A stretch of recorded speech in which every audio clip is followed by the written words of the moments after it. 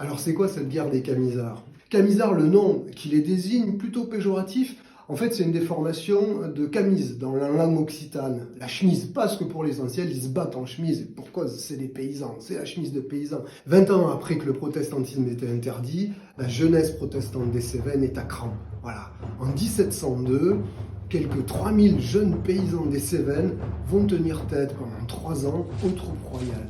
Plus de 25-30 000 hommes envoyés à leur rencontre.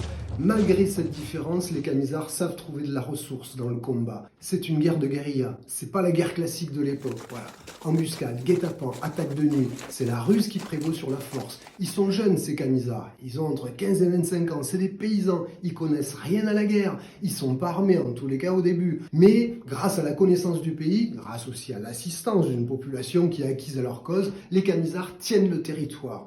C'est dans les plaines, dans les bois, dans les forêts cévenoles qui sont maîtres du territoire. Au bout d'1 an et demi de guerre, les armées royales n'en pouvant plus, subissant de lourdes défaites, les armées de Louis XIV décideront finalement de détruire les Cévennes.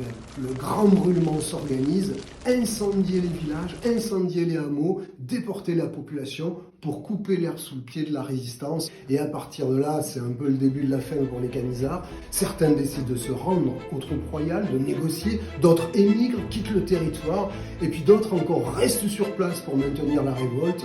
Dans l'année qui suit, ils sont pris progressivement et éliminés physiquement. En 1705, 3 ans après avoir commencé, l'intendant du Languedoc décrète que dorénavant la province est pacifiée.